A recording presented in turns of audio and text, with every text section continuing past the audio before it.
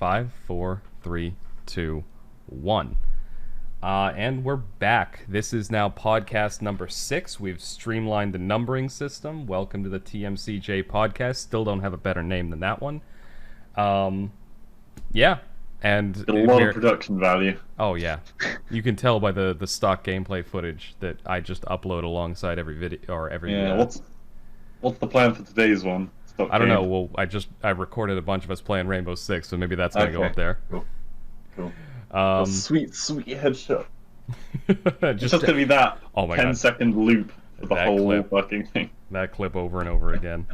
So yeah, this is now officially podcast number 6 because it was getting weird. I was gonna correct you and say it's 5, and I was like, wait, no, it is 6. It is, yeah. Even now that it's simple, we're not talking about test cases anymore. No, it's just podcast number 6. The first 3 were just a little bit shorter than the others, but we didn't judge them for it. No, they're just midgets. Sorry, it's already been drinking coffee. I've got some incredibly sugary food behind me. It's gonna be a good one. Oh yeah. So. Well, we're starting off segment 1, topics, and like I was just saying, the topics, I wasn't really able to think of something this week where I was like, oh, we could talk about this for a while.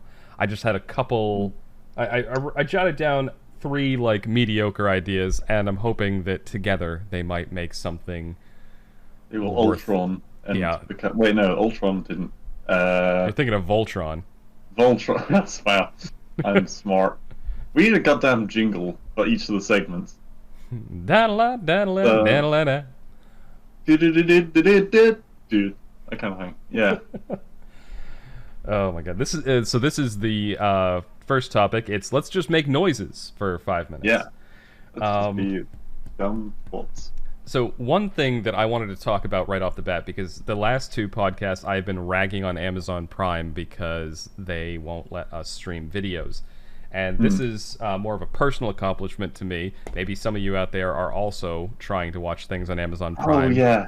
Yeah. Go. I managed to figure out a way around their obnoxious no screen sharing like technology. So I have an Elgato, which I had bought back in 2018 so that I could record videos of me playing Red Dead Redemption 2. Say it again, just slower, because I didn't actually catch what it was that you got. An Elgato? Gato, like cat. Yeah. French. Well, or Spanish. Gato is also, yeah. El gato. It's Spanish for cat. Okay, good. But anyway, it's...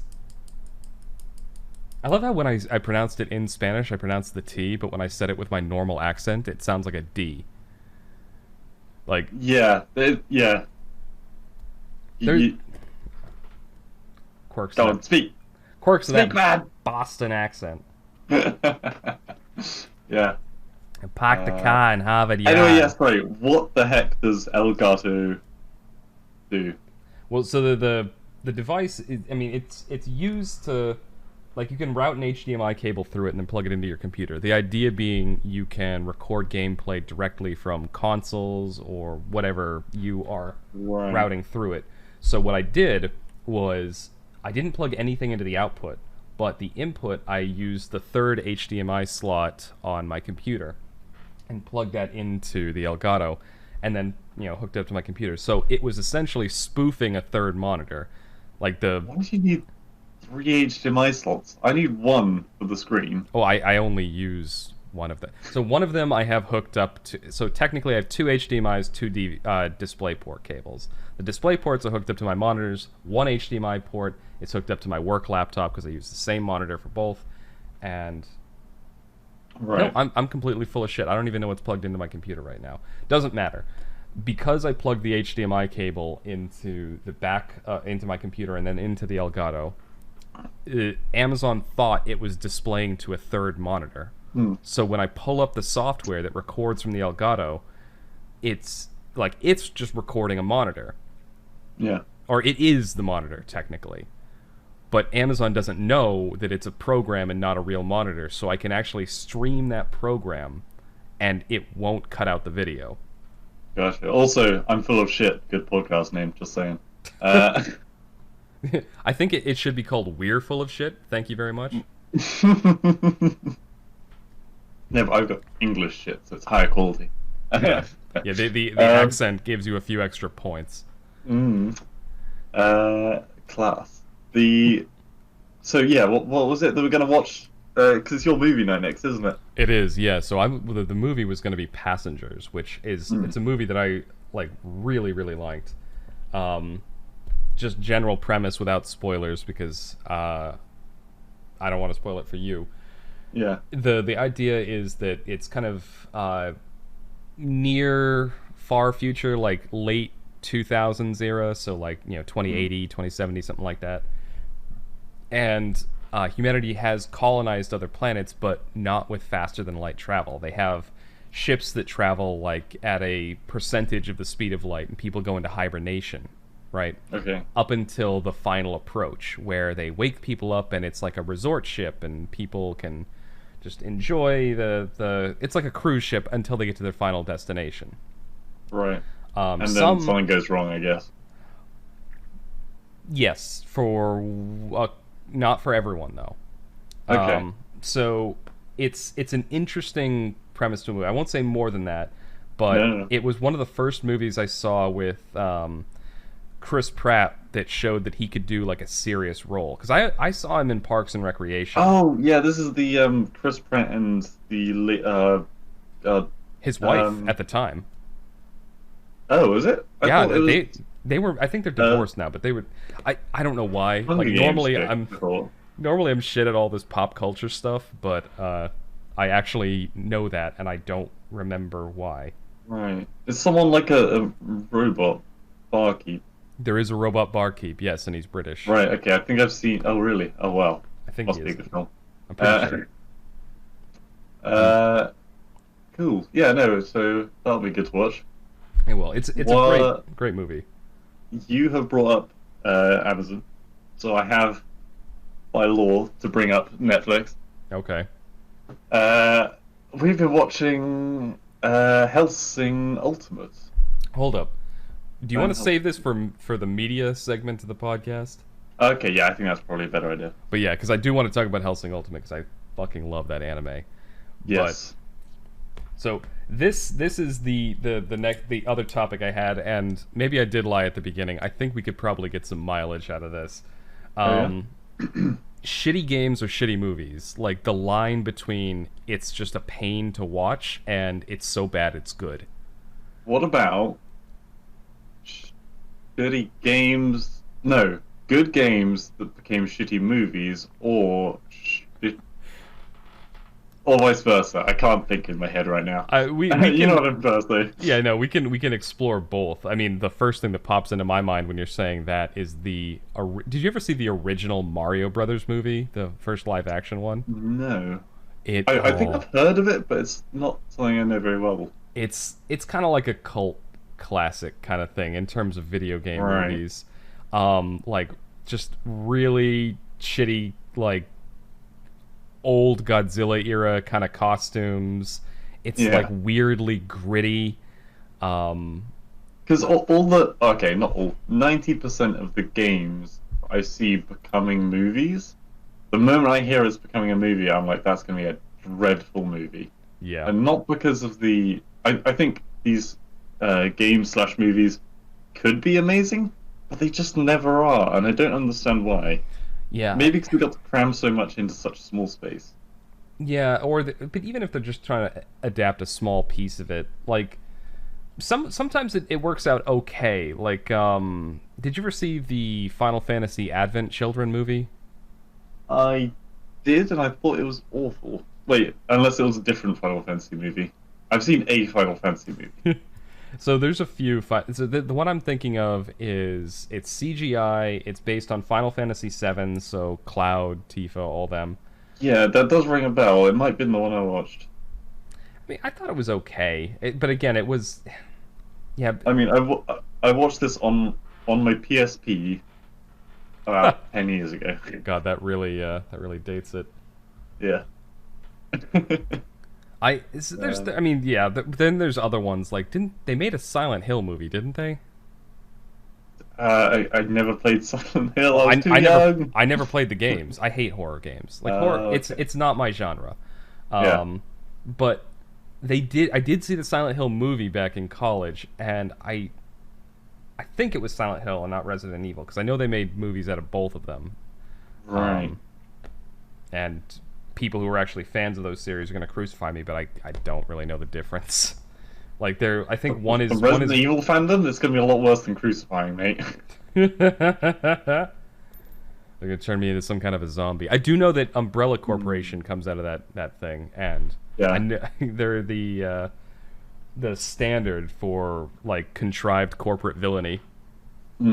I've not really played any Resident Evil games, but even I think that Umbrella is a really cool concept. Just the logo, right? That's how you do a good... It doesn't look like anything violent. It's just an umbrella.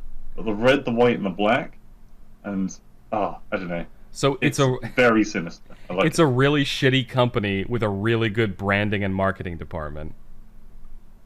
Sure. I mean, I kind of compare them to the what's the evil / good company in Killing Floor? Oh, I have no idea. And Pausine? I didn't even know that game had a plot, honestly. Oh yeah. It's not a very long plot, but there is a plot. It's there. It's a light presence.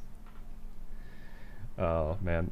So I'm trying to think, like, what are the, like, game-based movies then? Because okay. Because they did. Well, sorry. No, didn't they make a Tomb Raider movie? Am I imagining that?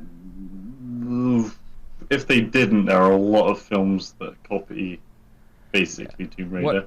What we're learning from this conversation right now is, though we both know that game-based movies exist, we typically avoid them. Yeah, well, we've spoken about Sonic previously. Oh yeah, the Sonic. That's what I want to see, because I've heard really good things about it. And yeah, I've heard mixed reviews, but generally they've been pretty positive. And I like the fact they went back and worked on it. Yeah, it's one of those rare instances where fan feedback was actually taken seriously by a company. Yeah. One other rare instance, which is where a movie became a game. Shrek. Now... I'm sorry, I played some of the old Shrek games. I think everyone here loves the first two Shrek films, at least. Well, yeah. And I did play a lot of the PS1, I think PS1 and PS2 Shrek games when I was young, and there were cheat codes and all that, and it was pretty fun. Yeah. Because it was, I mean, I have a brother, so we could do co-op, so maybe it'd be less fun if you're on your own. Yeah. That wasn't actually that bad now I think about it. I don't know. I played them, and when I played them around the same time you were, but I was significantly older at that point. And they were, I mean, they were okay, but they were like generic platformers from that era. Yeah. Other than the fact that you got to play as everybody's favorite Green Goblin, like, there's not really... Oh, no. Puss in Boots every day. Yeah, I'm sorry. Donkey. Donkey is my favorite character from that movie. I'm a stallion, baby! People don't like onions. It's like, they got cakes. Layers. Cakes have layers. People love cakes. Ogres are not like cakes. That's my Shrek accent, by the way. You're a lot better at the accent than I am.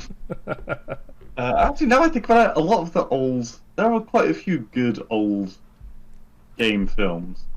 Star Wars, obviously. There's quite a few good Star Wars games. Yeah. Pretty damn good, yeah. I'm thinking. When I think of game films, though, I generally go with like Spider-Man. I was never a fan of Spider-Man. Yeah. The Spider-Man games have kind of been hit or miss. So, like, the one that just came out for the PS4, the Marvel Spider-Man. Yeah, that's quite good. Oh, my God. So, Raymond, I know he listens to these. Big thanks to him. He got it for me for Christmas one year. Yeah. And as a present. So, Jesus Christ, Raymond. Great friend. Anyway. Good job. He got it for me for Christmas, and I started playing. I didn't have much hope, because I knew a lot of the Spider-Man games were kind of crap. There was one, like, early one on the GameCube, I think, that was a lot of fun, and I didn't own it. I rented it. and I had a ton of fun with that. But I played a few other ones since then, and they were just kind of meh. Yeah. But this one was so much fun. They nailed exactly what you need to nail in a Spider-Man game, and that is the free roaming, like, web swinging. Like, they made the it freedom fun. of it. Yeah, they made it fun just to fly around the city as fast as you can and, like, build up momentum, doing flips in the air, and like it was so well done. Like, there was a ton of like side questing, and it was, you know, the plague of most open world games now is they've just got too much to do. Oh God, yeah. Or they just have a lot of like open forest. Like, oh, it's Yeah. such a big, open, vibrant forest, but it's got nothing in it. This game did not fall into that trap. Like, everything that was on the side, like there was some optional side stuff that I ignored because it was just not fun to do, but there was, like, most of it was it felt tight, it felt polished, the gameplay was just clean and really enjoyable. It made just getting to a mission fun because of the web swinging. Yeah, I'd say the same with. I don't know if you ever played. Okay, again, this is another franchise that was very hit or miss. Transformers. Yeah. They did have some bad games. Oh yeah. But there was one on DS. Well, technically two, because they split it into the Autobots version and the Decepticons version, and I bought both. I loved it that fucking much. I've never heard of this game. Yeah, it was on DS, and every single it was open world, and every car or like truck or whatever that was going down the street, you could scan it and you could become it. Like, there were so many, and it was so fun just walking around the open world, like as a flying thing or just a really cool looking car or a truck. And that's something that I hadn't seen before, and I don't think I've really seen since, is the ability to just like walk up to an NPC, if you will, and just be like, I'm gonna take this cool thing from them, and be able to do that. I'm trying to think. I know I've played a game that had something similar to that. I'm struggling for the memory now, but I've never heard of that. That sounds really cool. I may have to go and find this game now. The only Transformers game I can remember playing and really getting into was the War for Cybertron games. Oh yes, oh God, that was a really good game. Yeah, there were two in the series. I think there was War for Cybertron and something else for Cybertron. I don't remember. I played both of them. I think I had War for Cybertron. I don't think I had the other one. It was the one that started off in like it started at the end with your ship getting torn apart. Yes. Like, yeah, and you choose between Optimus Prime and Megatron near the yeah. Brilliant game that. The online capabilities also work very well. So I played the first one. I had the first one on the Xbox 360, I think, which kind of dates how old the game is. The second one is one you're talking about. I had that on the PS3. Yeah, I had that one on the Xbox and on the PC later, but the PC version is kind of glitchy. So right. Here it is. Yeah, it really reignited my love for the franchise. Go on. Transformers Fall of Cybertron is the second one. That's the one you're thinking of. Oh, okay. So War for Cybertron is the first one. Fall of Cybertron was the second one. Gotcha. But yeah, great games, and it really got, because I mean, I'm a sucker for nostalgia, and I was a huge Transformers fan all the way back since I was like, so I watched the original series that came out in the 80s. After it came out, they did a rerun of it when I was a kid. I was born in the 80s, but at the tail end of the 80s, so I was not old enough to appreciate them until I was like 3 or 4 years old, and that was when I started watching them and really getting into them. And I stayed a fan of Transformers all throughout, like Transformers, and then they did Beast Wars. I loved both of those series. I had the toys, like I loved, playing with them and transforming them. Yeah. So you never get on with the toys. They're always too fiddly. I didn't want to break something. Oh, I played the... God, I have, back at my parents' place, they're still there in a box in our attic. I still have tons of them. They probably sell for a fuck. I'm just saying. Yeah, so the older ones probably, yeah. But the game, it was really, for its time, it was very pretty. And particularly the flying Transformers were just really cool. Yeah, and like they really the thing that those games, like I was talking about with the Spider-Man game, that with the Spider-Man game, the thing you need to nail is the web swinging. With a Yeah, Transformers game, the thing you need to nail is the transforming. yeah, Like you need to make the vehicle and robot form like just feel smooth and just like just have to iconic. mesh. Yeah, yeah, yeah. Be the main plot point of why people want to go and buy it. Yeah. So I don't really remember much about the fighting as such. I can remember parts of the story because there were some quite detailed scenes. Like the frickin' the Megatron returning to power and like crushing Starscream at the ceremony that happens in the original animation. Yep. Oh, that was just a brilliant moment in the game. Oh my god. Yeah, it's just oh god, this has just become like talking about nostalgia. Yeah, like, we started off talking about like back. shitty games and shitty movies, and Yeah. well, adaptations from games to movies and movies to games. But somehow we just got into like good ones now, and we're talking about just. But I mean, it's a good point. Like they're it's so rare that when they do it right, it stands out. Oh yeah. Absolutely, because they have released some garbage games, which we're just not talking about. I'm thinking, I think it was for the original Xbox. They had the Enter the Matrix game. Right. Oh my god, it was just like, hey, do you remember this scene from the movie? Let me show you it in a shittier version. Right. Yeah. That was the entire game. Yeah.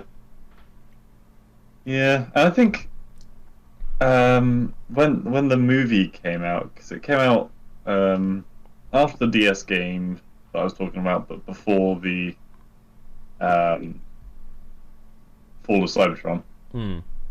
I was looking at the movie and I was like, "Oh my god, Jazz dies!" Because I knew Jazz from the game, and he was like one of my favorite characters. And I was like, "What?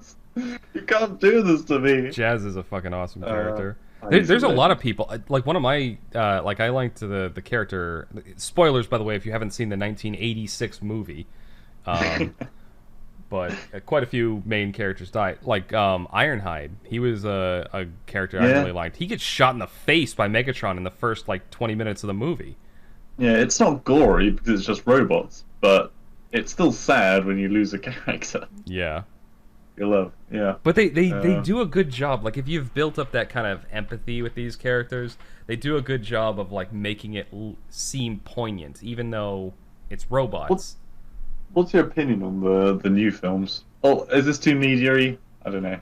I mean, we're talking It's about kind of its own Transformers. section. Yeah, we're talking about Transformers. Let's go into this. The new films, like you're talking about the So from Big Bang explosion films that started with Shia LaBeouf. yeah, all the Shia LaBeouf. I was really excited when the first one came out because I was like, oh, they're doing Transformers movies, they're gonna be great, and then it was Yep. just like explosion porn. Like it was. Well, at one point it was pretty much just porn. I mean, Oh, in the Oh yeah, first what's her film- name? The chick that was they were like Yeah. they had Shia LaBeouf and this really hot chick, and they were there. I don't know what that says about me. Like I didn't give a crap about the two human characters. Like show me Optimus Prime. Right? I mean, they were just whiny and erotic. But Yeah. the when it opens on the very first film, the Black Hawk helicopter. I think it's called Blackout. It's been too long since I played Yeah, Transformers. you blackout. Yeah. And I was like, oh, I recognize him, and he's really cool, and he's like a military helicopter. It looks so cool. I agree. The first movie, like when I first saw it, I felt the same way. Like I'm seeing these people Yeah. for the first time. They look so cool. And that's the sentiment you got throughout the film. There wasn't many emotions. It was just a lot of, damn, that's cool. Oh, damn, that's cool.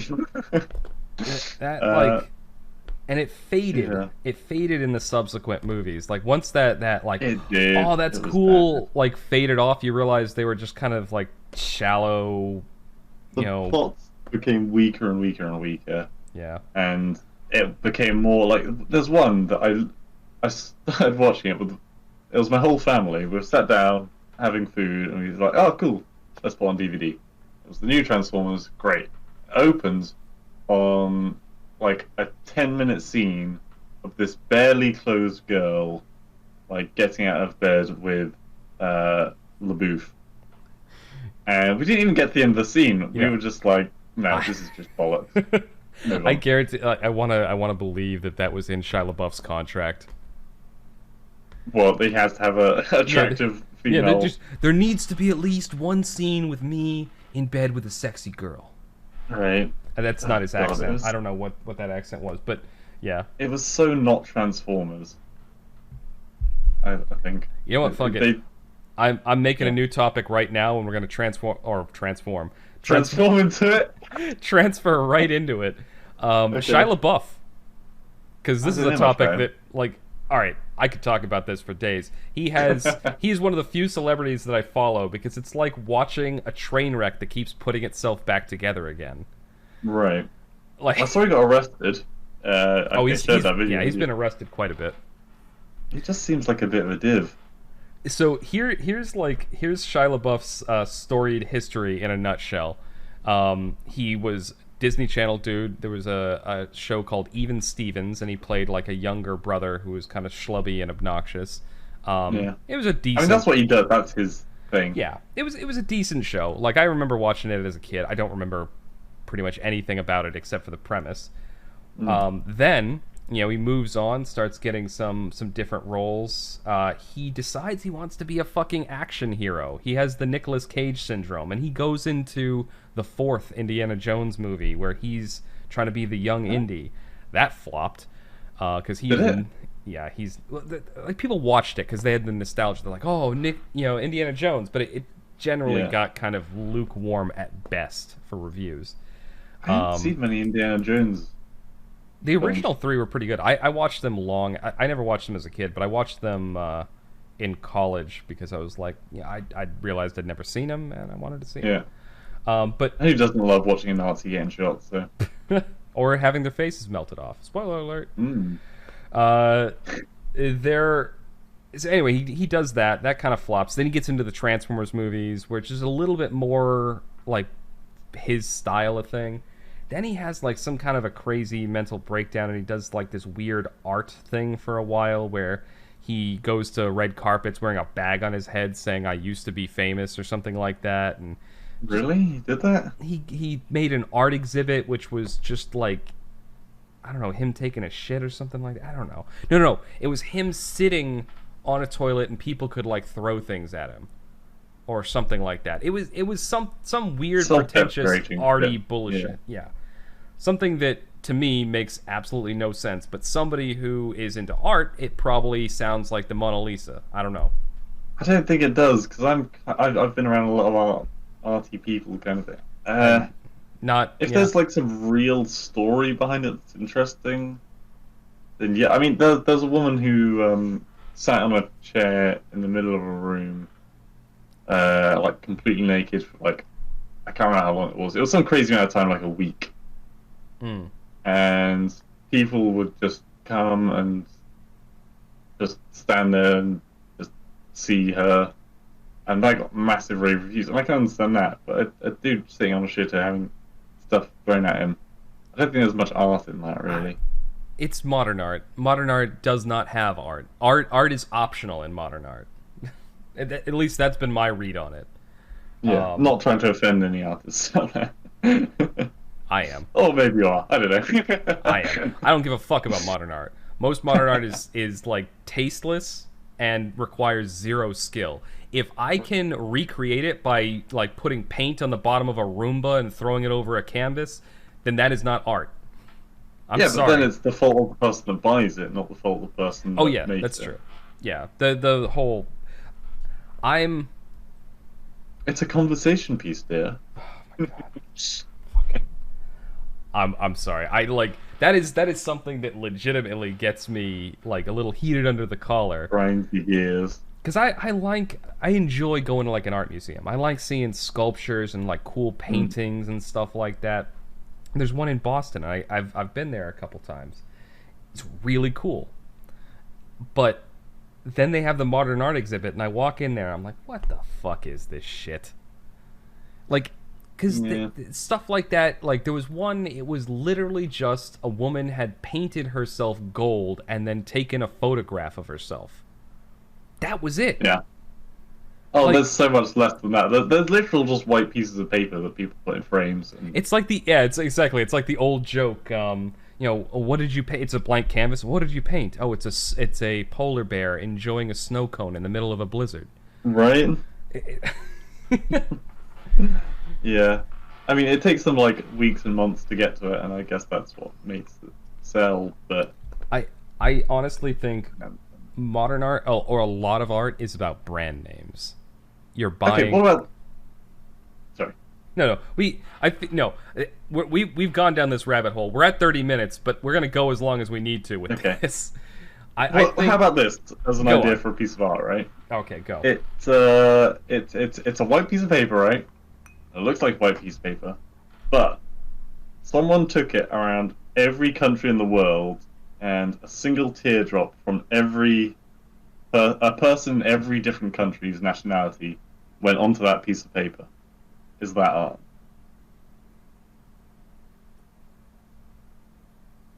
Are you thinking really hard? I am thinking. I'm sorry. I know it's just dead air. I'm like, I'm thinking for a second. I mean, I think it's significant. Is it art? Maybe. But the thing is, that actually required some effort. And the paper is going to show like stains and the effect of like the tears hitting it, because the tear isn't just water.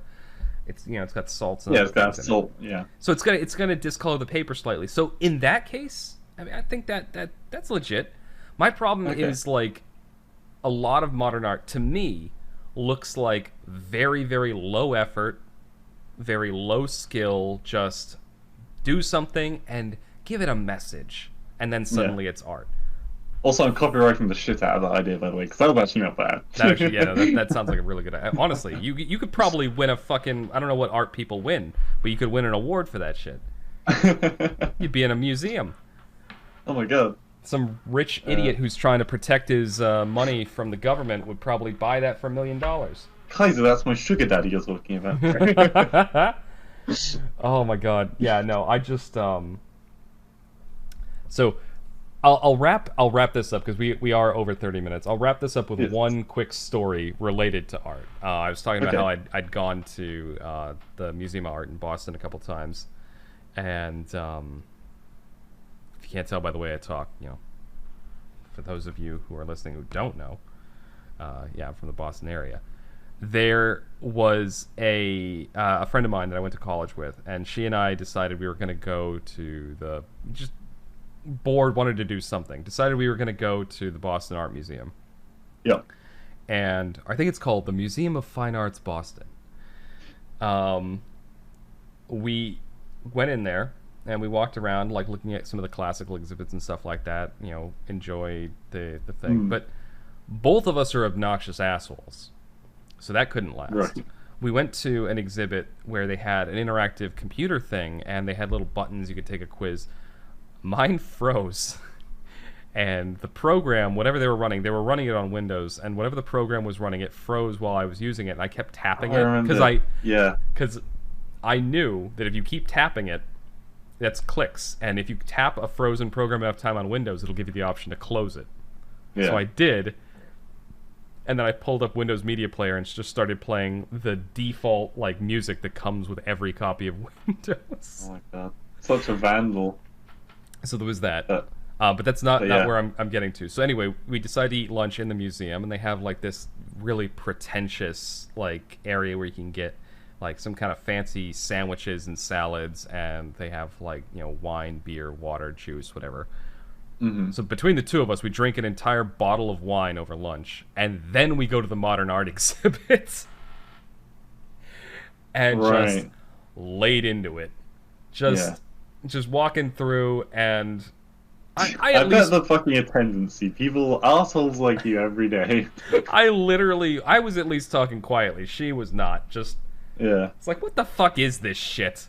Like,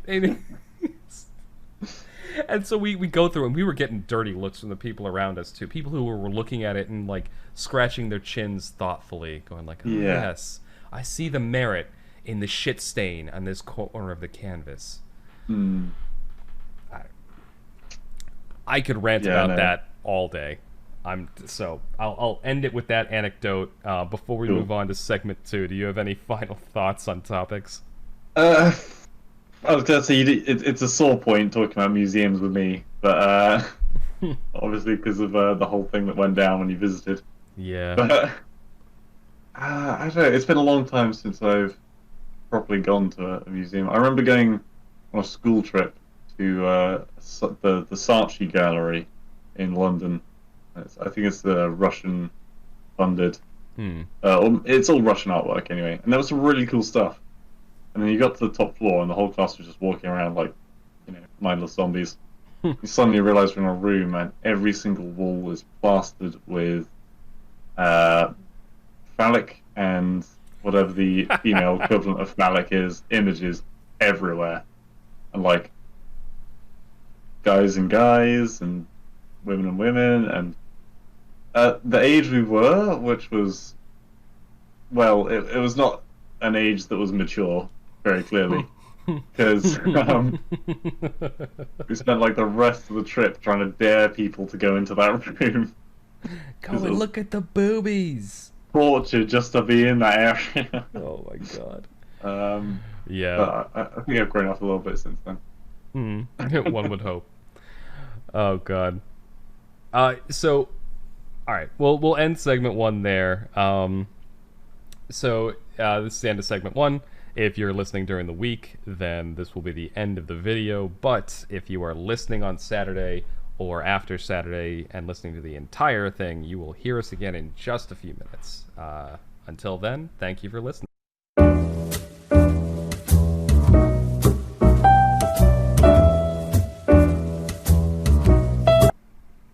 And we're back. Welcome back to the TMCJ podcast, name subject to change. We are on segment number 2, which is media. Although I fully expect us to get sidetracked within the first 5 minutes of this segment. Yeah, well, we tried to keep away from media in the first. Well, we didn't actually succeed. No, we just went. we just went in hard right off the bat. Yeah. So, did you have a particular topic for today? I do actually have one that I really want to talk about, but before I do, I feel like I need to clarify something from the first segment, because in the intermission, Blue actually reminded me what he was talking about. He was talking about a misadventure we had when I was visiting him in the UK, and about a museum, and I was thinking, oh, there's this really cool museum he showed me, and like we had a lot of fun. It was a really cool place. It was a Roman thing, like loved it. But on one of the other days, he tried to show me a quote-unquote American museum.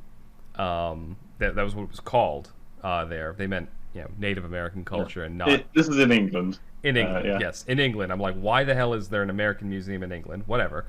So we get on a bus and end up next to a school dormitory in a field outside of town. He took the wrong bus, and we ended up hiking through the countryside for like an hour. It was exactly the opposite way out of town that we took. So that was the thing that he was referring to. I didn't remember that until I remembered it happening, but I was thinking, like, what's he talking about? The museum we saw was great. It was the museum we didn't see. Anyway, with that point of clarification out of the way, I really want to talk about The Boys. That it's an Amazon Prime series. It's a bit private. Oh, right. Oh, okay, yeah. No, not my boys. I'm talking about The Boys, the Amazon Prime series. I saw season 1 a few months back. It would have been either late last winter or early last spring. So either early 2020 or late 2019. I want to say early 2020. I loved it. It was an absolutely bombshell series, and I would recommend it to absolutely anyone out there, unless you're particularly bothered by gore. Then probably don't watch it. But how is it spelled? The Boys, just exactly how it sounds. THE space BOYS. It's on Amazon. I don't think. Oh, on Amazon Prime. Yeah, Amazon Prime. Right. It's an Amazon original. It's an Amazon original. I think I've seen probably a trailer. I remember the name, but I have not actually seen it. Quick rundown. and I won't spoil it because I highly recommend it, and so I won't give away any of the big plot points from the first season. The reason I bring it up is season 2 just dropped yesterday, September 4th. So Right. I am eagerly wanting to watch that. And it's a holiday weekend this week. It's Labor Day. I fully plan to spend at least one of these days binge watching season 2. So the premise of the series is it's almost like a hold on a second. Oh my god. I thought I was just about to burp into the microphone. Lovely. Oh yeah. It's a classy show that we run here. Yeah. So the premise is you've got kind of these bizarro world Justice League people. Like the whole like non-copyright infringing Justice League. So you've got Homelander, who's Superman. You've got the Deep, which is Aquaman. You've got Queen Maeve, who's Wonder Woman, essentially. And the premise is, what if these superheroes were just corporate shills and secretly assholes, but they are actually superhumans? Right, okay. They sold out the private sector. More that the private sector and them were married from the get-go. Okay. So it's something like, just during a hostage situation, like one of them accidentally, throws a brick at a terrorist, misses, and hits a civilian. The corporate side of things, cover things up. They do that, like, the stereotypical, like, celebrity apology thing where they go out in front of the camera and say, I'm sorry for my actions. I regret what I did, and it's a terrible shame that somebody was harmed when I was pursuing justice. Something like that, right? Yeah. And so the story is very well told, and from basically two perspectives. One is by this young woman who's kind of the new member of this Justice League. She auditioned, and she's got superpowers, and so she got in. And she's got like this, innocent hometown girl kind of vibe to her. And she really does believe all that these people are perfect and they're amazing and they're so great. And then there's this other guy who is just some random nobody who, and I won't spoil this too badly, but he loses someone very close to him in a tragic accident related to one of the superhumans. Right. And I'm being purposely vague because I want you to watch this and get the full impact. And I anyone who is listening and hasn't seen it, I want you to watch this and get the full impact. Homework. So these two people, it focuses on these two people, and it's this superhuman woman who joins it and kind of from the inside becomes disillusioned, seeing like how really all these people she hero worshipped are kind of assholes. Yeah. Like the Wonder Woman knockoff, is kind of past her, like she's kind of over the hill and drinks too much to deal with the stress and depression. Okay. The Superman guy is, he's let his power kind of get to his head. A couple of them are like on drugs, and they kind of let that interfere with their work.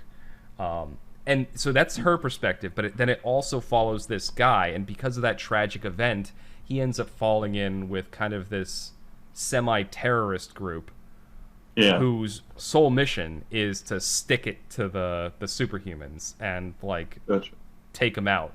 Because they've what this reminds me of? What? Reminds me of a D&D party. It feels like it. It honestly feels like it. They're doing the right thing, definitely, while they do it in the worst possible way they can. Yes, that is a perfect metaphor. Anyway, absolutely excellent series. I cannot sing it enough praises. I've shit on Amazon before, but some of their originals are amazing. And I cannot wait to see season 2. I'm really hoping because season 1 was really strong, and I'm really hoping they continue that with season 2. That's the synopsis. What are your thoughts? Well, I don't know. We've discussed Superman before and my dislike for him. Aquaman, I understand, is just a bit of a milksop. Or maybe he's not in this one. I don't know.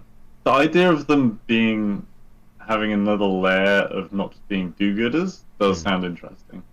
I do quite like TV series like La Casa de Papel, where you follow a bunch of bank robbers. I love that kind of shit. So it does sound definitely quite interesting, because they don't have to follow the exact same rules that all the goodies always have to follow, and it gives it an air of unsuspected, they could do anything kind of thing. So it does sound interesting. Yeah. Whether we get it over here, mind you, it's Amazon, so yeah, we should do, shouldn't we? Yeah, it's an Amazon. It should be out everywhere. Okay. Then yeah, cool. Yeah, highly recommend it. Once I finished Hellsing Ultimate. Oh yeah, that was the thing that we pulled out from the first segment. So I've also seen this series. For those that don't know. Well, no, you've seen the Japanese version of this. Oh yeah, that's true. Yeah, the English one is a bit different. For the people who don't know, Hellsing is an anime and a manga that centers around a kind of a like somewhat modern day environment where vampires and monsters and things are real, and it follows I think it's the Hellsing organization, who have a vampire with them who essentially they're like a paranormal police department almost in England. Well, I mean, in England, that means they wouldn't get shot or killed. I'm pretty sure isn't it set in the UK? Oh yeah. Sorry. Sorry, I thought you talked about a English police force. Oh no.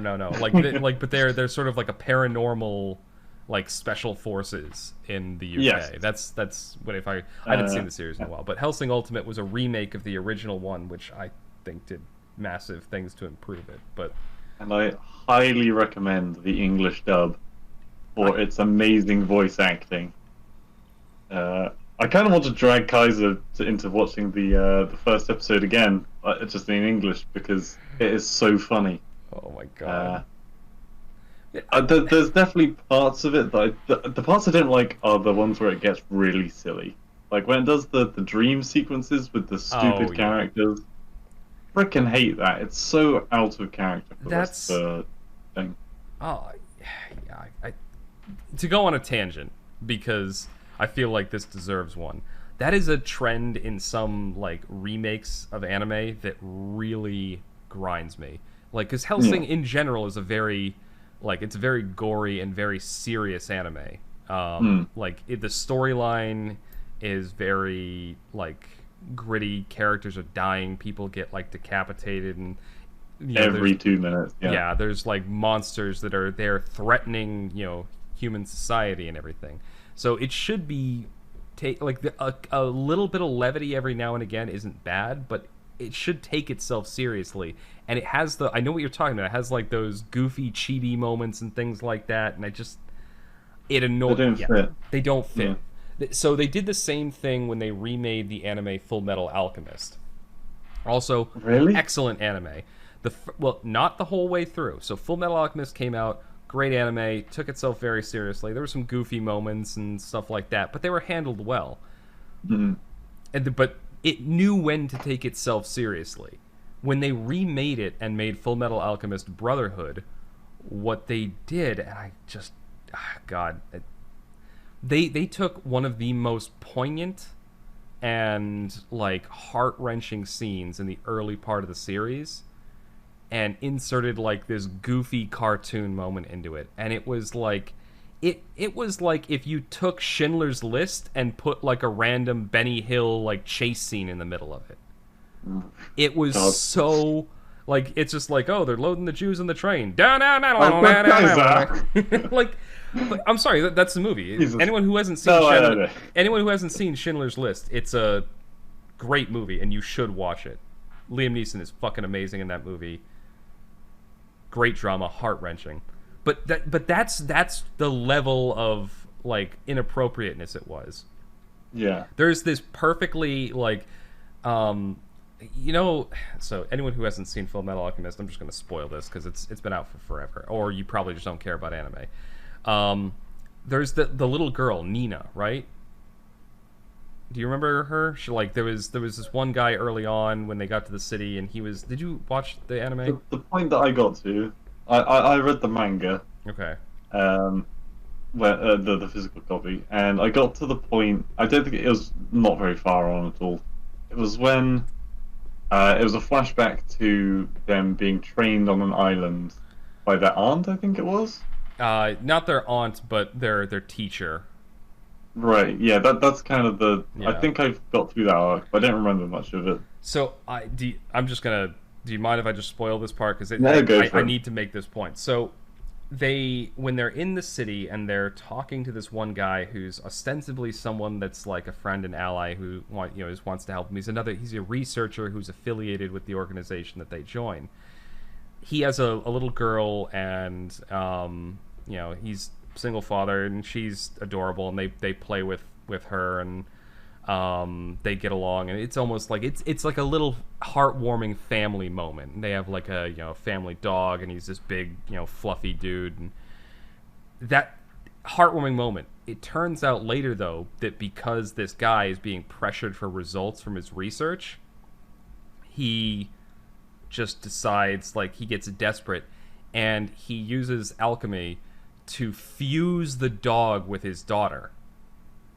And I remember it's this. I just think. like, it's heart-wrenching because she can sort of talk, and it's just like she's still trying to figure out what's going on, and just going, like, talking about, like, why does everything hurt so much. And it's this heart-wrenching, like, scene in the original anime.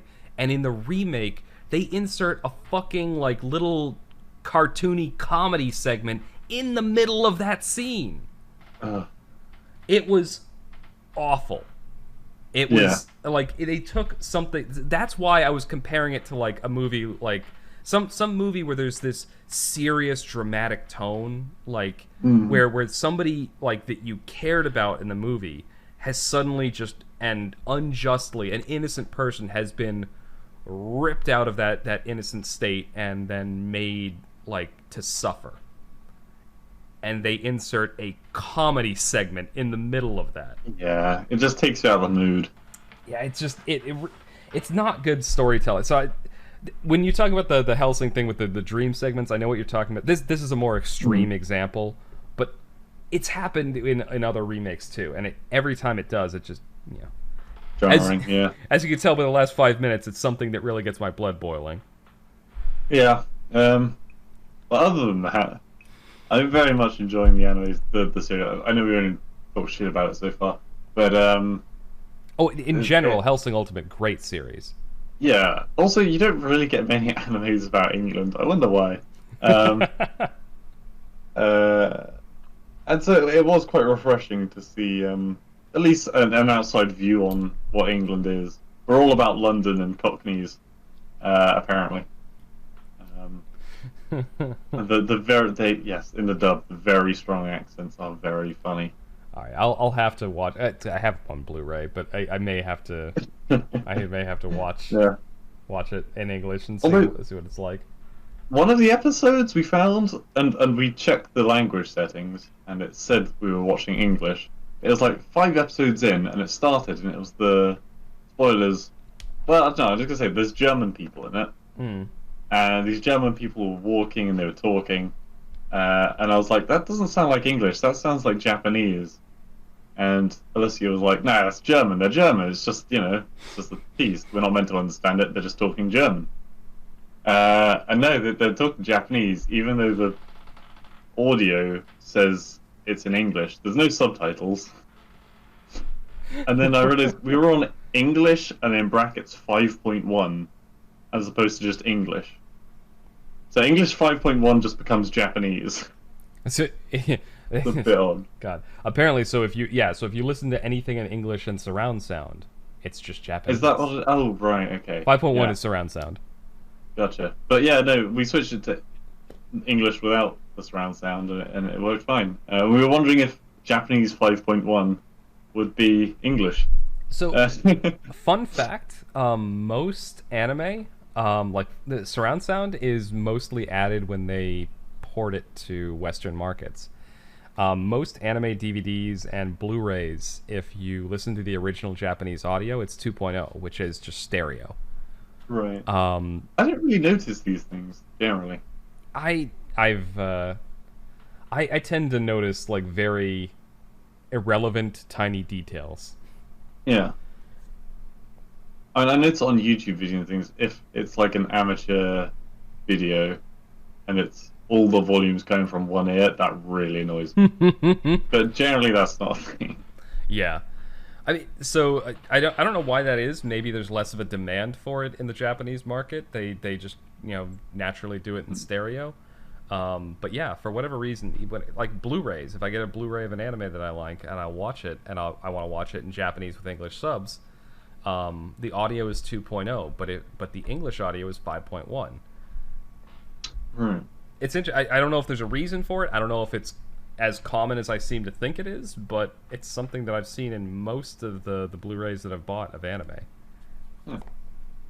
What was the original topic of this segment again? It's just media in general. So I mean, we've been going through that. Mostly, we've talked about anime. We did talk about The Boys at the beginning. I was just trying to angle it away from anime, maybe. Yeah, like what else can we talk about? We got movies. You seen anything good in that regard lately? Talked about. I mean, we haven't done a movie night since. I know. Blues Brothers. I actually have on my topics here. I've noted down Passengers, but we talked about that earlier. That's the movie that we're going to. Every time you say Passengers, I think Aeroplane. Wait, are you like the old? Yeah, the comedy. Yes. No, yeah. Yes, I am serious. Like Don't call me Shirley. Exactly. I have grown to appreciate that movie. When I first saw it, I hate puns. Absolutely hate puns. And that movie has quite a few of them. So when I first saw it, it was like, somebody scratching their nails on a chalkboard to me. But I've kind of grown to appreciate it. Is that from exposure to me? Maybe it's like Stockholm syndrome. I'm just like just over keeping you prisoner. Yeah. It's like, I guess I'm just gonna have to live with these shitty jokes. Yeah. No, you love them, really. It was a good movie. Like but it's one of those ones where it was a comedy of its time. Like the same jokes made today would result in I don't know. I saw it not. I mean, the first time I watched it wasn't too long ago. It was several years, but in the grand scheme of things, and I found it fucking hilarious. And I do not like slapstick generally. It is a fucking hilarious movie. I'm more talking about the maybe some of the less politically correct jokes made in the movie. Right, yeah, there are a few. Yeah. But yeah, you can sell it to a modern day audience, probably not. God. Not without. I mean, you probably could. It would seem really boring to us, I think. But for someone who is very protective about all these things, as long as they dilute it enough, I think they would still find it funny. We just wouldn't, because it wouldn't have the same. I love how in this metaphor, it's almost like we're saying that people are so sensitive that real comedy needs to be drip fed to them. Well, until they get used to it. in the metaphor I'm kind of going with in my head, it's like we're drinking 70% stuff, and they'll be fine with a little bit of wine is enough for them. They'll still have the enjoyment that we get out of it. Jesus, it's just different. 70%, that's like fucking ethyl alcohol. Well, absinthe is nice. Oh, God. Oh, dear. Actually, you know what? There's a good movie to talk about. This is a bit of a nostalgia trip for me. Because So, absinthe, there is a transition here. Okay. Have you seen the movie Moulin Rouge? No. It's a musical. I guess it's a musical first. They made a movie. Guy that played Obi-Wan Kenobi was like the one of the leads in it. Mm. I was actually talking about the Moulin Rouge, I think yesterday, because we unlocked a Moulin Rouge outfit in Rayman Raving Rabbids. Sorry, go on. But I ended up, it was I was never a musical person. I was never a theater person. It just wasn't really my thing. But everyone around us is, but we aren't. My girlfriend in high school, she was really into that sort of stuff and really liked that movie. That was one of her favorite musicals. And so I remember watching it, and it took a bit to grow on me. But she tried showing me Rent first, which I fucking despised. I hated every single fucking character in that movie, except the guy who was supposed to be the bad guy. I was like, I actually like that guy. He's making sense. Everyone else in this movie is just talking out of their ass. Anyway, that was welcome to me as a high schooler. I was more of an as a high schooler. You love villains. Go on. I was more of a sarcastic asshole than I am now. I've softened a bit in my old age. But no, so Moulin Rouge was the first musical that I watched at that time where I was like, actually, I really like this. It had a good story. The characters were well done. I could get behind like the main motivation of most of the characters. And even the villain was kind of... He was a cartoonish villain like a lot of people in these musicals tend to be. But he had enough gray area that I was really interested in the story. Loved it. Absolutely loved it. The reason I bring it up, transition from Absinthe, it's set in like kind of the Bohemian Revolution in France, I want to say. And there's a big musical scene in the beginning where this guy who's like, he's an uptight English author and he's gone there to write about the Bohemian Revolution. And he ends up drinking absinthe for like the first time, and there's this whole like psychedelic scene where he's seeing like green pixies fly around and stuff. That's not what happens when you drink absinthe. No, it does. I've had it too, and that's not what happened. Although, to be fair, the version that's hallucinogenic, at the time I had it, was illegal in the US, so I couldn't drink that variety. They had a non-wormwood variety of absinthe that was available in the US. Isn't moonshine meant to be kind of the same? Well, moonshine is different. So moonshine is specifically whiskey. It's just whiskey that's made illegally through private stills. So I guess like the same level of alcohol percentage. It's essentially, so the most famous variety of moonshine is what they called White Lightning. It's essentially unaged whiskey. So you distill corn whiskey in a still, and then you don't age it in any sort of barrels. You just bottle it instantly. So it doesn't have a whole lot of flavor. It's very harsh, and sometimes they'd flavor it with like honey. They just put honey directly into it. It's basically drinking to get drunk, by the sounds of it. There's no flavor. It became popular during Prohibition. You couldn't get real booze in the U.S., or at least most normal people couldn't. Like, rich people could still find a way. And if you were part of like private clubs and stuff like that, they were allowed to serve it, but they weren't allowed to sell it. Like, private clubs were allowed to keep their booze.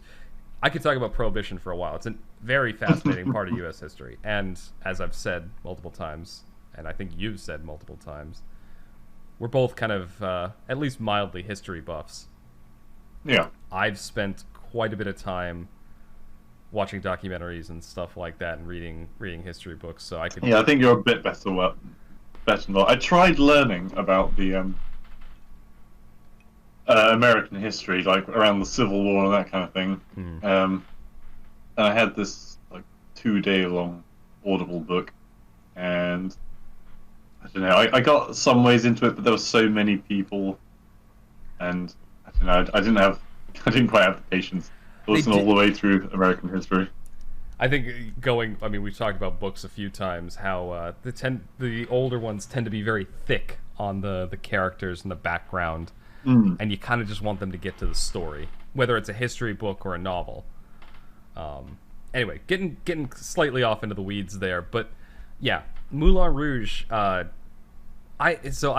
call it a movie. It's a musical, and it probably is like a stage musical too, but I have only really watched musicals when they become movies. We I mentioned this when we talked about Les Miserables. yeah, I was about to say Les Miserables. This I know it's not pronounced that way. is like the third time I've corrected you on French pronunciation today. I can pronounce things in French. I just choose not to. How do you say croissant? Croissant. Hey, no, that everyone in the fucking U.S. says croissant. No one over here says croissant. That is it sounds so fucking stupid. I refuse to say that. Proper.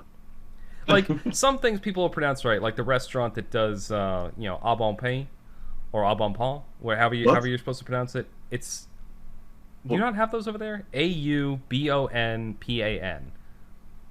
It means something like something with bread. I think in French. I no idea. I haven't had that before. I don't know. So it might be just a franchise in the U.S., but they're like a soup and bread kind of place. Right.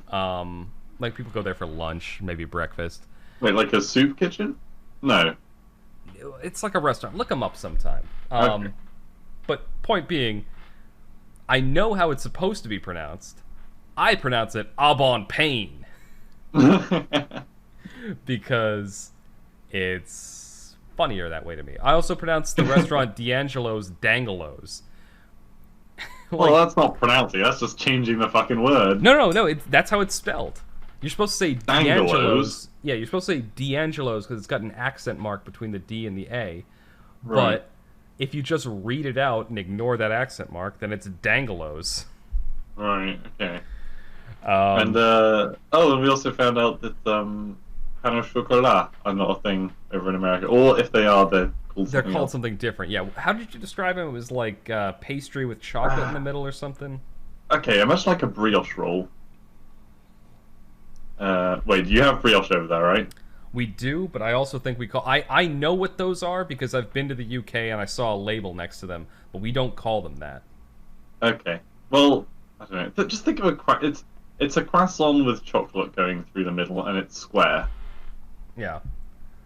I'm fairly certain we call those something... I think we call those eclairs. No, eclairs is like cold with like cream and that kind of stuff generally, isn't it? And you have chocolate on top of it as opposed to going through it. I don't know. Cultural differences. Yeah. I don't know. I still find it funny that you guys call elevators lifts. Yeah, well, yeah. They do more than lift. We do call them elevators as well. I mean, to be fair, both names are technically wrong because it goes down too. You don't lift down, and elevate implies you're going up. Yeah. What would you call it? I don't know. Mobility box. I was a transport box. Yeah.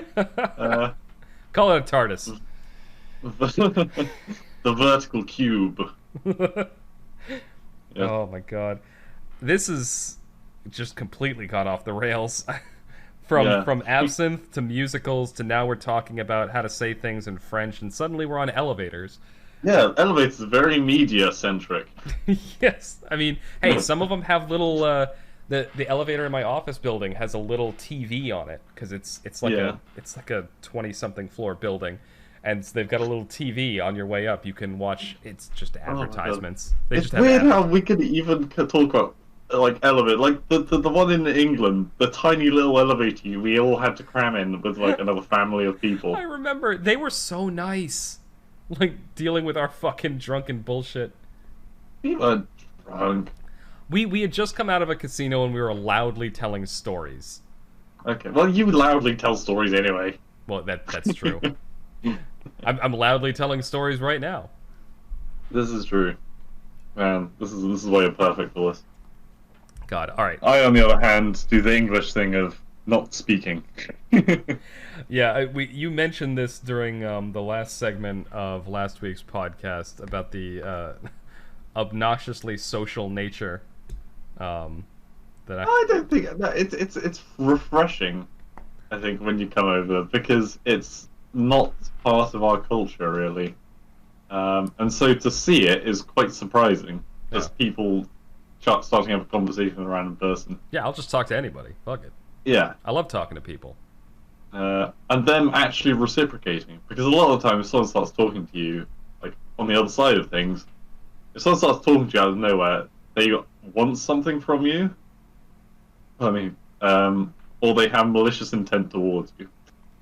Yeah, so that is a culture, like that is much more a thing. It depends on the setting. Like if somebody just comes up and talks to you on the street in the US, you have a 50-50 chance of it being something good intentioned, meaning somebody who just wants to talk to you, and thinks that, you know, it's like, oh, you know, they saw something on you, they're like, oh, you know, oh, that t-shirt, that's fucking awesome, I know that show, or something like that.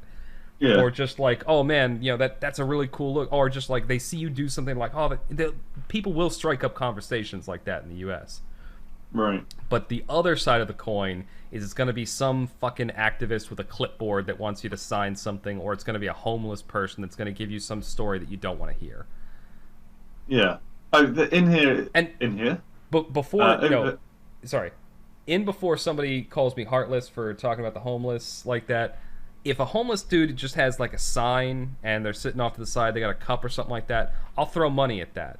You walk up to me on the street and just start giving me some sob story, I'm going to say something obnoxious and move on. Like, yeah, over here it's like 90% people coming up and asking for money. 10% of the time it's people who don't know the area and they're asking whether I can direct them to a certain place. It used to be that about 20% of the time, at least, it was people approaching me saying, God, you're really tall, aren't you? I haven't had that in, I want to say, I mean, with the odd exception, in several years. I don't know what's happened. Maybe I've shrunk. Maybe I just slouched too much. But yeah, it's strange, because I used to get that all the time. Nope, not anymore. So, we'll wrap this segment up here because we're approaching 35 minutes.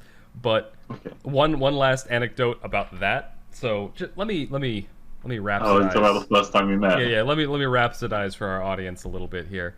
I am not tall. I'm about 5'7". Blue, you're what, in 6'5"? 6'5". Yeah, exactly. The very first time we met, I had gone over on vacation to England with one of my close friends, Raymond, and we had gone to London and then gone out and decided to meet up with Blue for the first time. I stepped out of the car and was looking at eye level and realized I was staring at his rib cage. Tipped my head up, saw him, and the first words out of my mouth before I even said hello were, "Jesus, you're tall." That's what you want to hear from a friend of 4 years.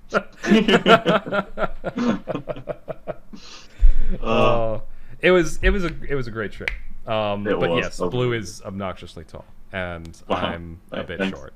Yeah, now I'm just gonna have people in the comments telling me I'm tall. Brilliant. All right, we'll wrap up segment 2 there. Media, we did stick to media for a surprising amount of this segment. Did we? Yeah, most of it. We were 20 minutes in before we started going off the rails. Okay. Anyway, we'll wrap it up here. If you're listening during the week, then this is probably just one of the segments, so you are not going to hear us again for another couple days. However, if you're listening on the weekend to the full podcast, then you will be hearing us in just a few more seconds. Until then, thank you for listening.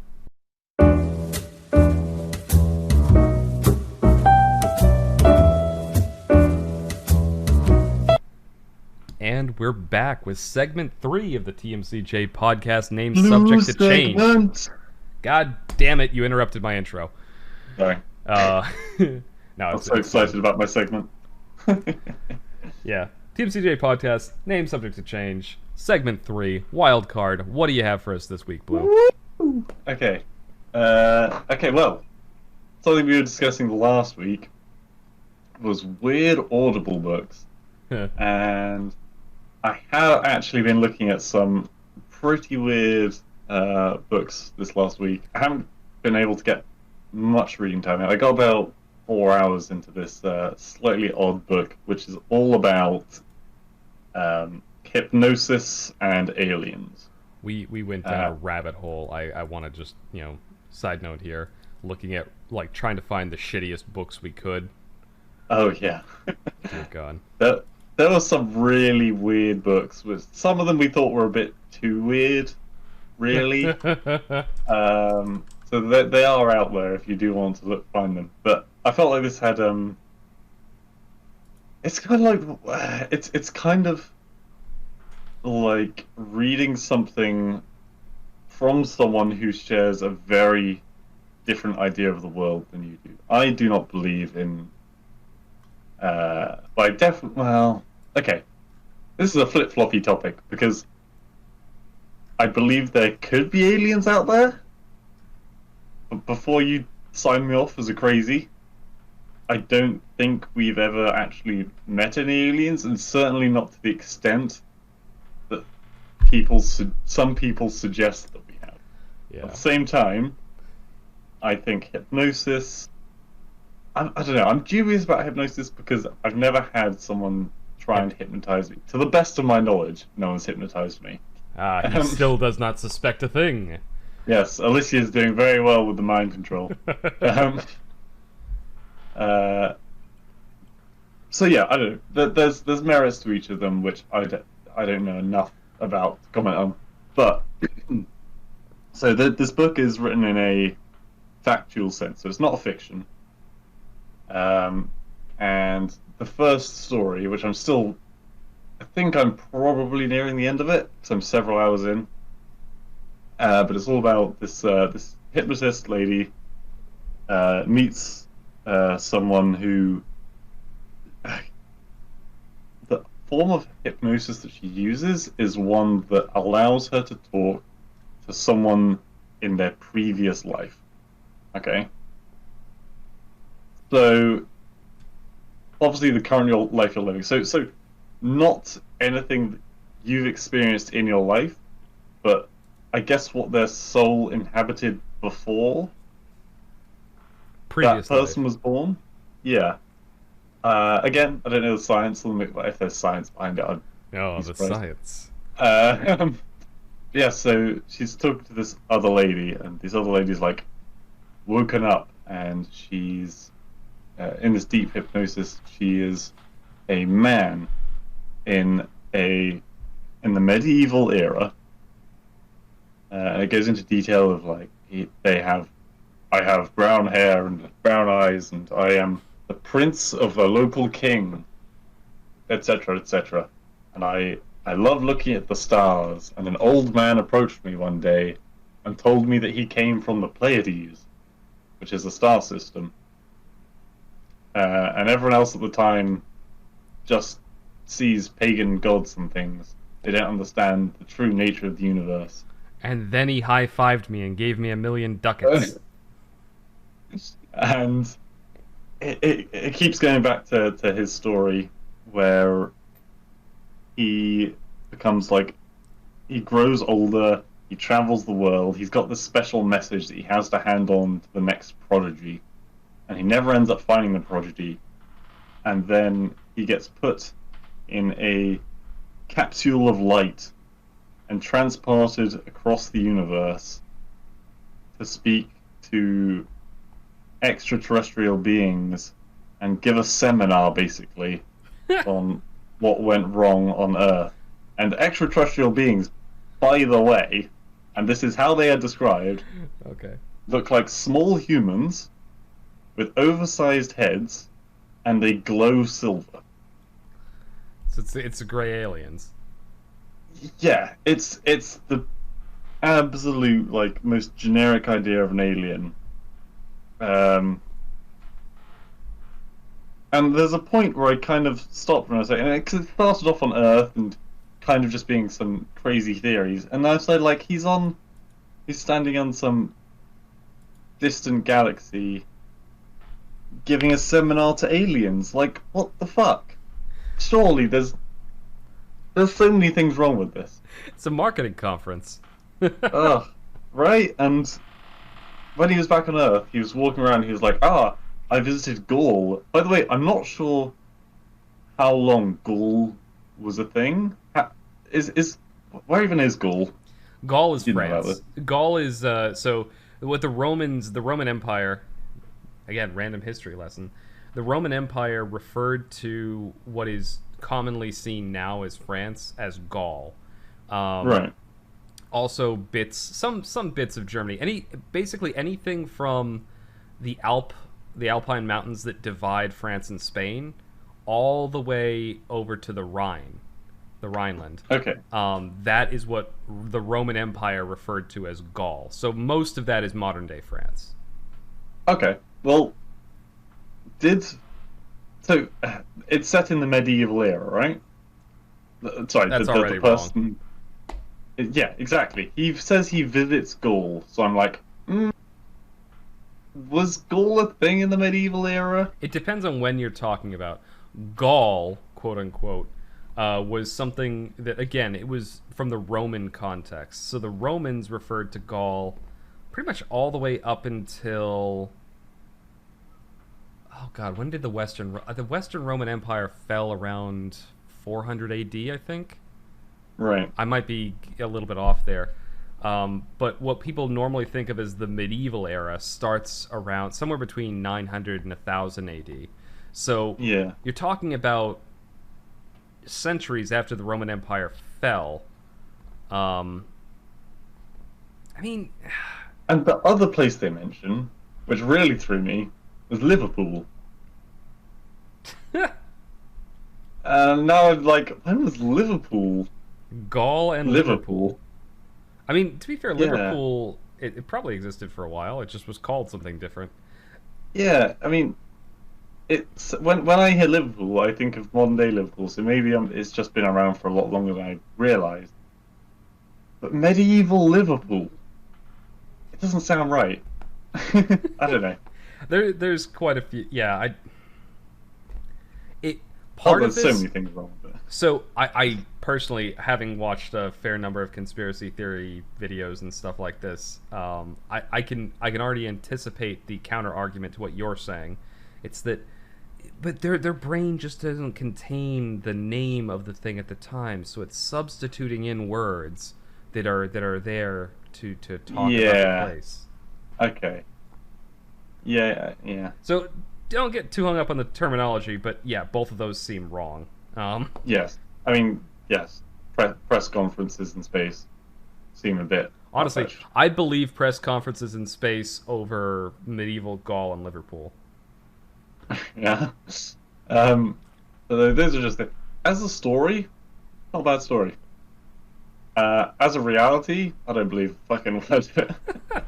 So I've been kind of just letting you talk because I wanted to hear the full synopsis before I jumped in with my thoughts. Very cut down version of several hours of listening time, but you got the essence. Yeah, I mean, I personally, I don't know. I agree with you in the initial point you were making about like the whole alien thing. I think anyone who states unequivocally that there are no aliens out there is a moron. They have no idea the full scale of the universe. Like, the number of galaxies out there. Just the number of stars in this galaxy. The number of habitable planets. There are millions out there. There's going to be some kind of extraterrestrial life. We haven't found proof of it. Actually, that's not true. We found extraterrestrial bacteria on both Mars and one of the moons of Jupiter. So, technically, we've already found aliens. But they're aliens... Cold Stater. It's all in California. Anyway, but there's inevitably going to be some kind of like macro fauna on some kind of like exoplanet, right? Right. Out there somewhere, whether it's intelligent or not, and whether it's that's where it starts to get dubious when you talk about. It'll be like, the goddamn Mars ants or something. Yeah, exactly. It gets dubious when you start talking about them not only being intelligent at the same level of evolution as us, around the same time as us, because you got to realize human race is only 100,000 years old or so, and so that's a blip in the memory of the universe. There could have been other massive intelligent civilizations. Maybe they wiped themselves out 1 million years before we were even here. So that's where it starts to get dubious. You're kind of like you need some proof when you get to that point, because it's you're getting into massive speculation territory. So I'm with you there. but I've heard tons of these stories about people who are transported through their mind to other worlds and other times. Yeah, I don't get the whole another life thing because I don't know whether I believe in spirits slash We souls. we've talked about this, yeah, a few times. So I am Catholic, and I do Yeah, um, like subscribe to that faith.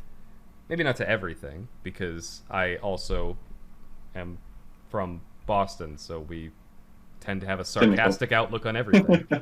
Yeah, But I do believe that there is kind of that unseen aspect of life. Like there's a physical realm, but I do think that there's, and part of this, the scientist in me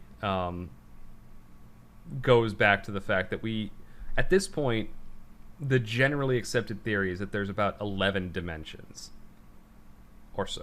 Like okay. that's 11 dimensions is the currently accepted, like in the realm of physics, that's what we think, constitutes the universe. 11 dimensions. We operate technically in 4 of them. There's the 3 dimensions of movement, up, down, left, right, kind of the XYZ coordinates. Yeah, But then there's also the 4th dimension, time, which we are moving through time, although we don't have direct involvement with that.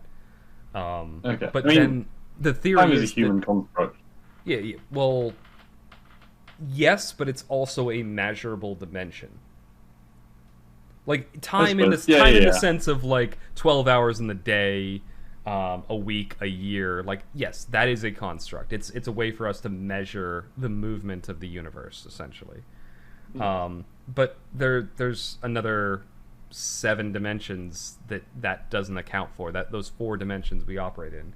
So it's very easy for me to like reconcile the spiritual and the scientific portions of my mind in that regard, because there's tons out there that we haven't explored and can't Yeah, experience. So that maybe is a little bit too deep for this podcast. Jeez, what a tonal shift we had from the first 2 segments where we were well, like yeah. joking and telling stories and now we're talking about existential, like, existence.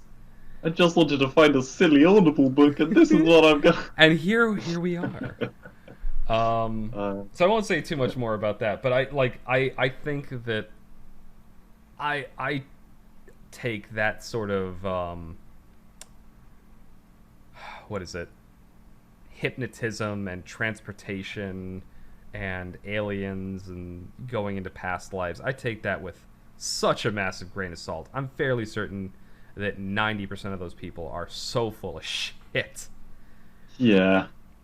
It's like I can't prove not, so I'm not gonna call them an asshole, but I don't know, I don't believe in it, and I don't think they can do that, because otherwise they would be very, very powerful people, and we would be ruled by shaman, and yeah, maybe we are ruled by shaman, just the good ones.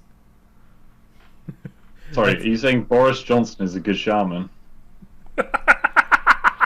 I mean, he must be summoning something That's with that thumbnail. stutter. with that stutter, he has to be summoning something. For the American listeners, Boris Johnson is currently the Prime Minister of the UK. Oh, yes. Yeah, because I know who he is, because I pay attention to international politics, but I guarantee you most Americans have no idea who the fuck he is. Okay. Yeah, he's a bit of a... Imagine if a Teletubby had supreme power. It's kind of how I see it. That's a really good description of him. Yeah. Assuming you have Teletubbies over there. We do, yes. I remember. Okay, good. I mean, so I know what it was. It was after my time as a child, but my mother ran a daycare, and I worked. I helped out with it, and so the little kids they would watch Teletubbies, and so I'm familiar with it. Apparently, the Teletubbies average about 7 foot tall. Is that including? Hold on. Is that including the antenna? Because I feel like that has to add like 6 inches. Oh yeah, probably. I'm probably about the same height. They're still very big. You're the same height as a Teletubby. Oh, I wonder if one of them got fat, would they have like a flat screen? I mean, to be... Oh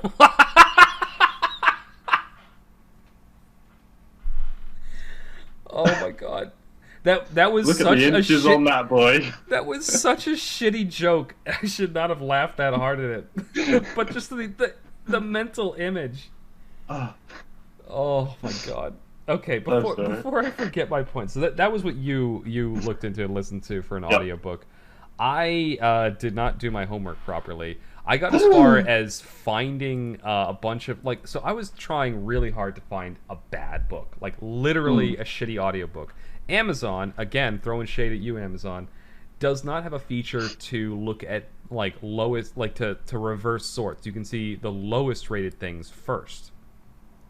So I would have had to scroll through 75 pages. So I was trying to find books online and lists of bad audiobooks. And I stumbled across this list on Goodreads.com. The name of this, the name of this list is "Who Let These People Write a Book?" Right Yeah. at the top, number 1, First Step Shades? to Forever by Justin Bieber. Oh yeah, no, you sent me this list. Yeah. But this was the one that got me.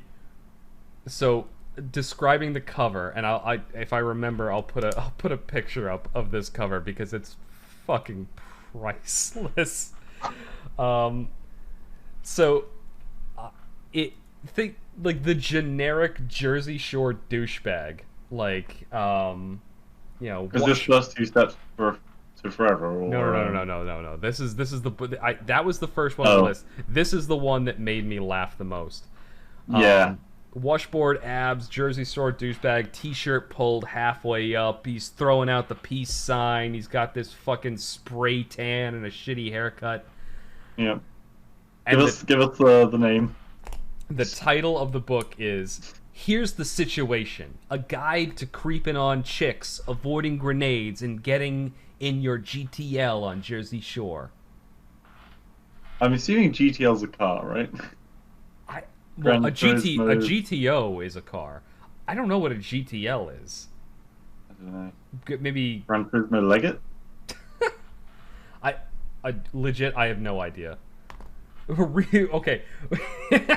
They actually have like questions readers have asked about the book. You know, like on Amazon, you can post a question and it'll say like, you know, people can answer it. People who have bought it. Top question: what the fuck is this? Oh my god. Okay, right. Hang on. So I've just looked up GTL, right? Okay, what is it? First thing that comes up is it's a business that refines natural gas, which I was pretty sure it wasn't. A GTL is a Jersey Shore phrase, which that makes me sick just saying that. Yep. Okay, go on. It means gym, tan, laundry. Oh my god. Yeah, that makes it so much worse than... Alright. Let me... I just saw something on this list that I didn't see the first time. The book is by Mike, quote-unquote, The Situation Sorrentino, and Chris Mills. Chris Mills is probably the person who wrote the book. This guy just applied his name. And about the author, Mike The Situation Sorrentino, publicly known by his nickname, The Situation, is an American television personality, model, and author who appeared on the MTV reality show Jersey Shore starting in 2009. Yeah. I'm sorry. I wanted so bad for there to be an audiobook version of this. There wasn't one. So, or not one that I could find at least. So I didn't end up... I was going to talk about a shitty book that I've read in the past, not listened to an audiobook form. I was so disappointed that there wasn't an audiobook of this. Because it just... Oh, it would have been perfect. I keep looking at... The reason I keep breaking out laughing is because I keep looking at the picture on my computer screen, and every single time, I fucking start laughing again. All right, I gotta minimize that because I'm just gonna giggle for the rest of the podcast if I don't. Yeah. So the point. Well, the point is, apparently there's tons and tons of books out there, and in these days of digital media publication, dear God, you can just put out whatever shit you want. Back in the day of tape cassettes, my family used to listen quite a lot to audiobooks in the car, and I remember the worst one we ever had was one called Mercedes Ice. Mercedes Ice. And for the life of me, I can't remember what the actual main plot story was, but I think it was about the life of a family that were kind of down and out. They were living in a huge apartment building, and at the end, one of them left the cooker running in the flat, and they all ended up coming back to that flat. It exploded and killed everybody, and that was how it ended. Everyone just got blown up by the cooker. And it was this terrible story. It was So the book that I was going to talk about, because I didn't want to come here with nothing. There was a book that we had to read back in high school. I don't know if your schools in the UK did this, but we had something called summer reading. Like we were off during the summer, but we had depending on like what our English class was, we had to do something during the summer. So we had book week and stuff like that. Yeah, if you were in like the standard level class, then you had to read one book. If you were in like the college prep class, you would have to read 2 books, and if you were like me, I'm humble bragging here, was in the honors class, you had to read 3. All like the first book was the same for everyone, the second book was the same for everyone that had to read it, and the third book was only for the honors class. Generally, that was the good book. Like it was a book that was genuinely entertaining, had like compelling characters and an interesting story. But they only gave it to the honors kids because it generally was a bit long, and they were like, these kids don't need to read. The book that was for the standard kids and above generally was terrible. It was about one step above a magazine most of the time, and it was just like, let's see if they can at least remember what letters are over the summer. Which, again, like, not throwing any shade on like the kids that were in those classes. I knew a good number of them, and they were genuinely good and intelligent people. They could have handled a decent book that was also like not like some kind of work of fiction that was gonna like take them years to finish. They're good short books. Yeah. And I feel like they were just damning these kids to not want to ever read again because they just kept giving them these crappy books to read. Anyway, I could talk about that for days. But the book was called Breakout. It was a short book, maybe like 80 pages total. And dear God, was it horrible. The plot centers... It jumps back and forth in time. It centers around this girl who... late teens, maybe she's early 20s, I don't remember. She runs away from home. She lives in California. Runs away from home because some random teen angst that even at the time, I was a teenager at the time, and I'm like, suck it up, bitch. She runs away from home, gets in a car, and gets on the highway.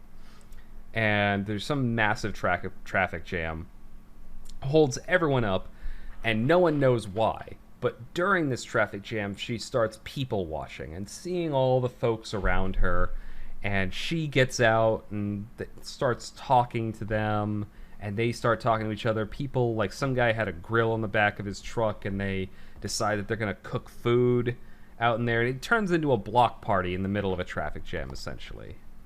And something about this weird series of events, she doesn't like come to the conclusion, oh, everyone's different and people are good and I should go home and make up with my family.